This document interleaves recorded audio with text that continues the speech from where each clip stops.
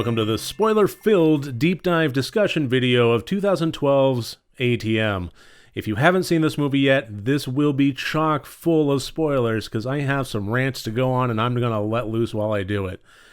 So, this movie, I'm going to link my spoiler-free review below if you kind of want a general sense of what I thought of it, but really what it came down to was the leaps of logic and the absolute obliteration of any kind of mystery involved here. And that's the thing that I really thought from the opening credits, this was a big sin. And the reason I thought that was the opening credits had the sequence of the killer mapping things out, showing sight lines, showing how far cameras reached, the intricate, planning of this whole thing. And that told us something. That told us something very important. It gave away a whole lot, way too much. It told us that this killer was very intricate. It told us everything that we really needed to know about who he was, not necessarily what he was doing or why he was doing it, but who he was. He was intricate, he was meticulous, he was planning, he was cunning, he was smart.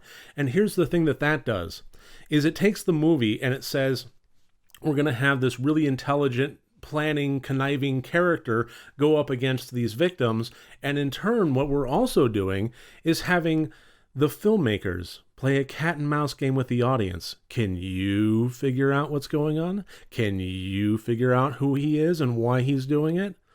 And that, I think, was honestly the wrong tone to set. As much as I enjoy that kind of that challenge going into it, I think it would have been much better served if we didn't know. If the end of the film happened with it basically repeats itself, showing the sightlines, showing the planning and so forth. If that was the big reveal as to why he never got close to the damn doors, then that would have shown us something. And we wouldn't have been quite so on guard. It wouldn't have been quite so much of a cat and mouse between the filmmakers and the audience kind of thing. So I pretty much had, in mind, exactly why he wasn't getting up to the doors the minute he showed up. And that's because of the opening credits. It removed a huge amount of mystery. As far as the character goes, it should have been a complete mystery. It should have been, who is this? It should have been, is he violent? Is he, is he somebody that just goes Hulk rage on everything? Is he we don't know anything about the nature of the character. Would have been so much more terrifying and so much more mysterious, and would have given us something to latch onto and learn throughout the progression of the film. As it was, all we knew was that he was planning this from the get-go. And that also lent itself to some major leaps of logic. I was trying to think about all sorts of things instead of just enjoying the movie as it was going on. How did he get the three people in there? If that was his plan, if his ultimate plan was to frame one of them for the murders of the other, how did he plan on at 1:30 in the fucking morning that three of them would show up there? How in the world could he have, made that happen? By all rights, he didn't rig the ATM. He rigged the door, but he didn't rig the ATM. One of them could have gone in there, and if his mag stripe had worked, the movie would have been over. So how could he have planned that? He could have rigged the door in a different way. He could have rigged it to, be remote control operated. Open when the guy goes in, lock after he is in there. Then how do you get out? The other people need to come in and help. Or just make the ATM out of order entirely. Make both of them out of order. One with a sign, one without. Oh, this one's not working. Okay, I need some help here, guys. But the fact that the first guys worked or didn't work, and then the other guys did show that the ATM was working. It was a problem with his card. So it was just happenstance that three of them showed up there at the same time. And then you come up with the whole villain's motivations entirely. What the hell was he trying to do? Why was he trying to pin murder of two other people or three or four or five other people on this one guy? And by all accounts, it looks like it's a just because situation, which as much as that works in any kind of, logical sense, yeah, I guess. I mean, that's technically possible. It's totally unsatisfying. It's totally deflating. We essentially have a character without motivation because just because is the same as about nothing.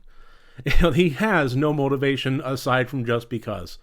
And just that level of unfulfilled nature when the movie ends, that's the moment in which you really tell the audience what you think of the movie. Or, what to think of the movie. It's your punctuation mark. Is it a period? Is it an exclamation point? Is it a question? Does they leave them wanting more? Does it hammer it home? Or does it just fizzle with a ... And this just kind of... the unfulfilled nature of what was going on was just infuriating there. And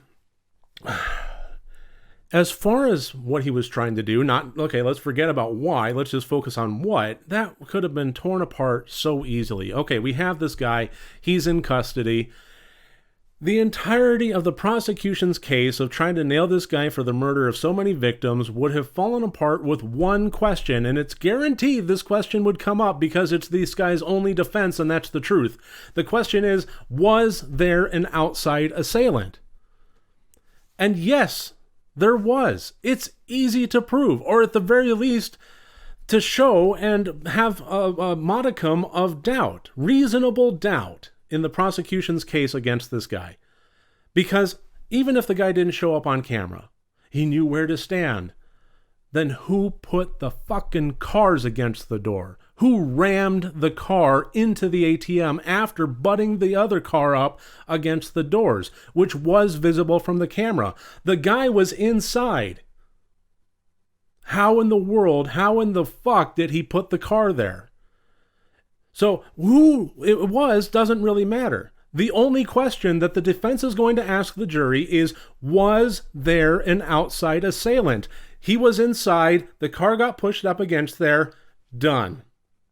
Reasonable doubt, he walks. So the entire thing of why this guy was doing what he was doing is it's moot. So just the leaps of logic, the lack of motivations, and the infuriating nature of having this cat and mouse kind of thing going on made for just what I thought was a pretty terrible watch.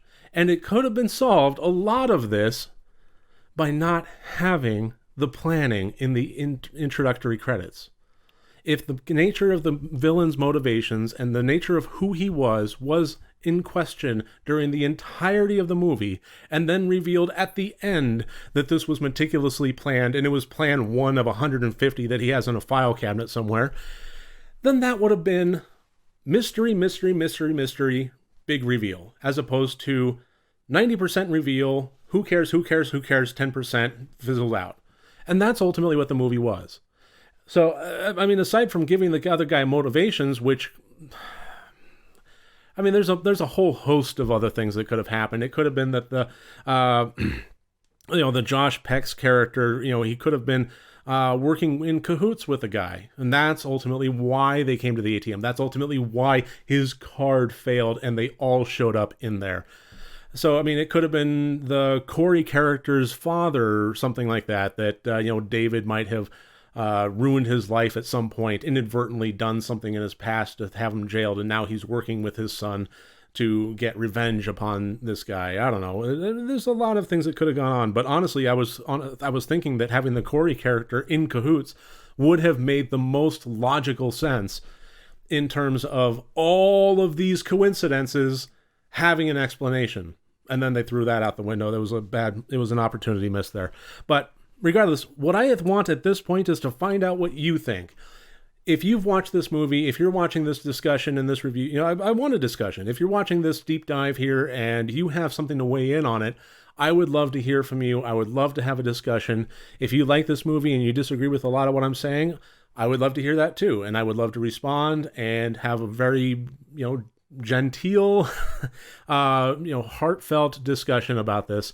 So please leave comments below. I will be looking for them and replying to them. And at this point, I really thank you for joining me. I look forward to seeing you tomorrow as we continue on with the next movie that I review on our advent calendar of Christmas horror. Thank you very, very much for watching today, and I look forward to seeing you soon.